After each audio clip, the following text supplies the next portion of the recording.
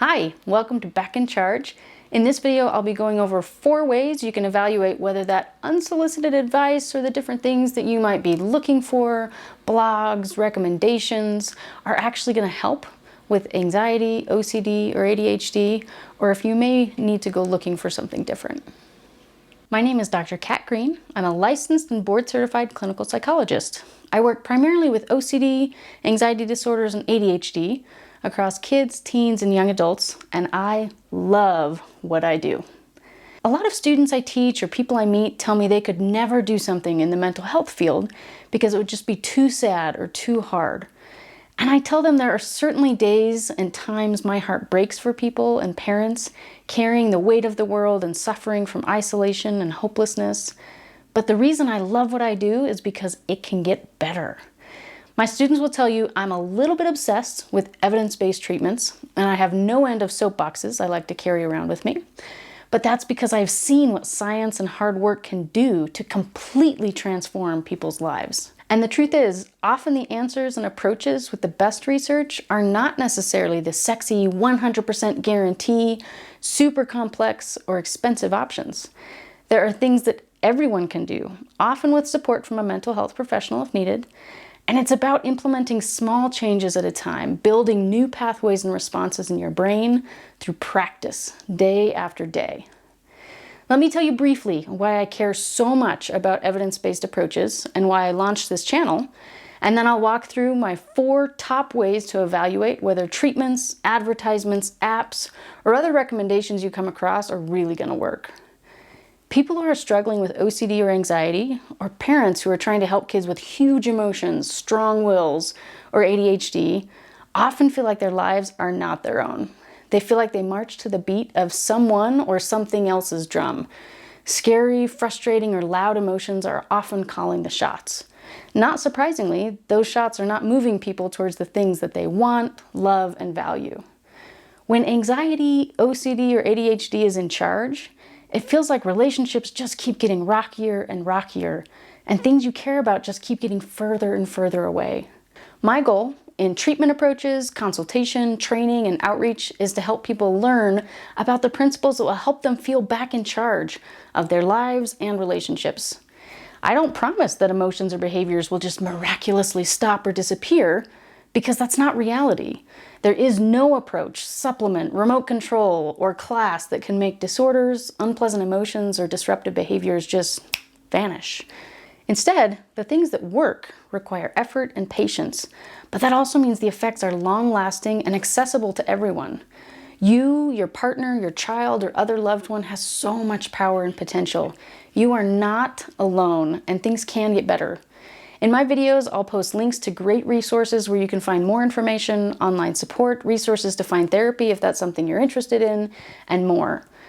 All right, if you clicked on this video, I imagine you're waiting for me to get to the question of how do I know what really works to help with anxiety, OCD, ADHD, or other difficult emotions or diagnoses.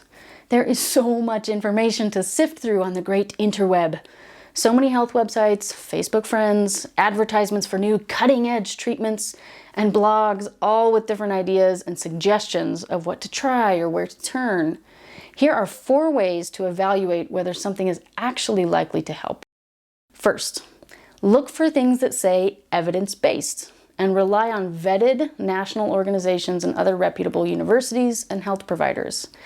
Evidence-based, when used properly, means that groups of very dedicated researchers and clinicians have carefully looked at whether the treatment is helpful, who it's helpful for, what the risks and benefits are, and most importantly, whether it shows that it works when tried by different people.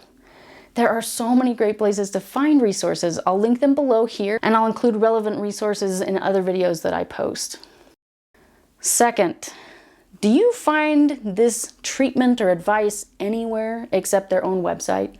Do other main trusted sources, such as the one I mentioned and linked below, also mention it? When a treatment has only been supported by its own developers, it's usually a red flag. If it really works, researchers and therapists from all over should be able to use the same approach and see similar effects, right? This is a core principle of the scientific process. Keep in mind that a title, degree, or experience of one person is likely a prerequisite for having developed an evidence-based approach. But if a significant number of other people with similar titles, degrees, or experience don't support the same work, it's unlikely to be your best bet. There are thousands of people across the world who have dedicated their lives to finding strategies and treatments that actually help. Look for approaches that many of those people consistently agree on and support. Third, nothing should promise an immediate, miraculous, instant change or guaranteed cure. This is a big red flag. Mental health concerns are so exhausting, and it's so easy for people to feel hopeless and defeated as they work to find things that will help. Unfortunately, there are a lot of companies and approaches that recognize that desperation and try to make promises they just can't fulfill. This likely started from a place of good intentions, but if they're not willing to undergo scientific testing and they stick to these exaggerated promises, not only is it discouraging for people who are looking for help, but it actually takes time, energy, money, resources that could have gone to more reliable, more effective, less expensive, albeit less glamorous approaches. Fourth, does it prey on fear? If the ad you saw, commercial, unsolicited advice from your Facebook friend, or any other pitch you've come across for a treatment or approach for mental illness capitalizes on fear, fear that you're not doing the right things, fear of modern medicine, fear of forever ruining your child, or fear of things never getting better if you don't try this now, that should also be a red flag. Fear is such a powerful emotion, and advertisers know it. Good evidence-based treatments are developed by nerdy academics, dedicated researchers, thoughtful therapists, and focus groups of real people and clients.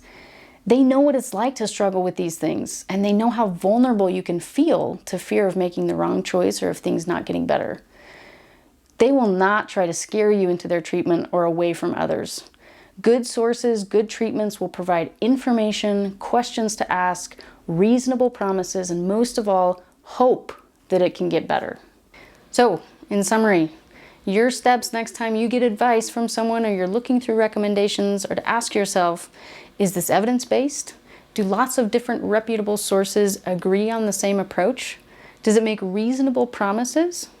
And does it instill hope, not fear? I hope this helps. And if you stuck with me this far, I'm new to this brave new YouTubing world, and I hear the most important thing to be able to keep providing videos, information, Q&As, anything else you want, is for everyone to subscribe and like, which you hear about 7,000 times every video on the internet, and also to let videos play to the bitter end if you find them helpful. And if you've always had questions you wanted to ask a psychologist, please post them in the comments below or drop me a line at www.backincharge.com, and I'll work to get them all answered in future videos.